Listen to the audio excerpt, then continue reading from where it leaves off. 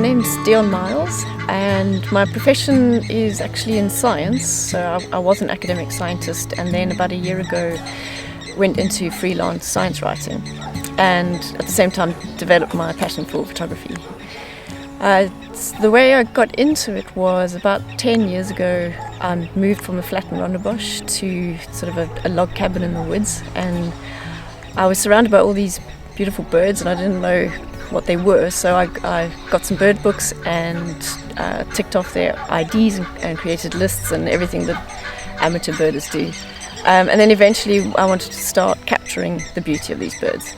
But I soon found that my little point and shoot was not nearly adequate. But I couldn't afford a proper DSLR camera, so I had to wait till 2011 before I bought my first one. And that's when I started photographing birds. I mainly photograph sort of garden birds or common water birds because I don't really travel to exotic places like the Okavango or Kruger Park or anywhere like that. But I find that there's beauty in any bird as long as you capture it in the right way.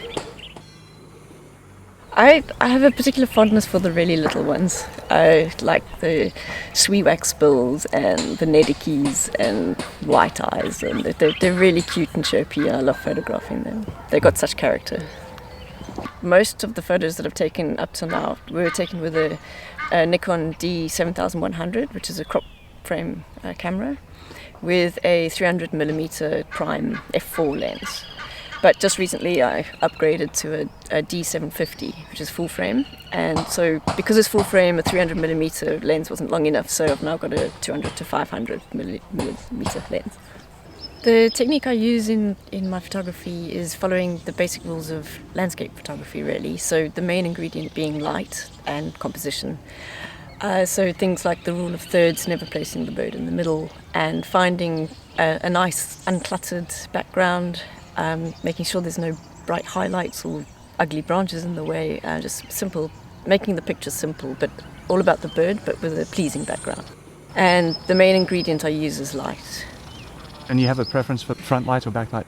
I like using light for mood, and I particularly love backlighting. I absolutely love the sort of soft romantic mood that it creates. But as long as the light is soft, I like any kind of light. The black-headed heron picture is an example of the kind of light that I really like.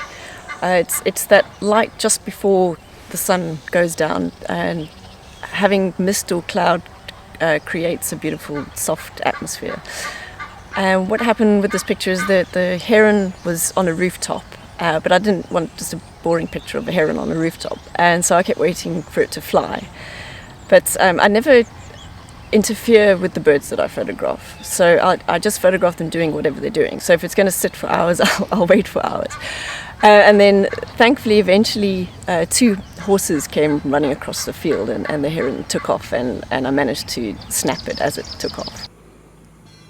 The Cape Atlas is an example of the type of photography anybody can do. It was taken in my garden with a 300mm lens, and what I tried to create here through creative composition was a kind of forest fairyland feel about it, which I hope is how it looks.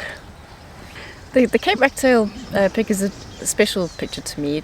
It was taken actually at this dam where we are right now, and the sun was getting very low. It was walking around the shallow water picking off insects from the water, and then suddenly it moved into a spot of sunlight where the light was reflecting off the mountain, and in that moment I took a shot sort of on the fly, and it moved back into the shade straight after that. Yeah, the Cape White-eye is one of my favourite little birds, but it's actually quite difficult to photograph because they never sit still. So you have to shoot very, very quickly before it flies off. And in this case, it was shot in very soft light, which was nice, and I used a very shallow depth of field to blur the background to bring the bird out. And sort of adjusted my position relative to the bird so that there weren't any branches sort of dissecting its head. When I first started bird photography, I just used to wander aimlessly around shooting anything that moved, and at any time of day and in any light. And I soon wanted to start to create better compositions. So what I started to do, and what I would suggest anyone just starting out in bird photography to do, is to rather find somewhere where you know that there's a good composition, and we get to know the light conditions and get to know the birds that hang around there. And in this case, it was a beautiful stand of pincushions, and it was always full of sugarbirds. And at first, I was trying to get really close portrait shots, and I was sort of intent on getting ever closer. And then soon realized that actually if I stood back and looked at the scene, the entire scene was really beautiful. And so I took the picture from further back to include the whole environment of the sugarbird.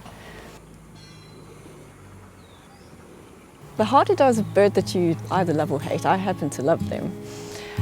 And I think most people think of them as being rather drab, ugly-looking birds, and I wanted to get a picture showing the beautiful plumage, the iridescent plumage, which you can see when the light catches it.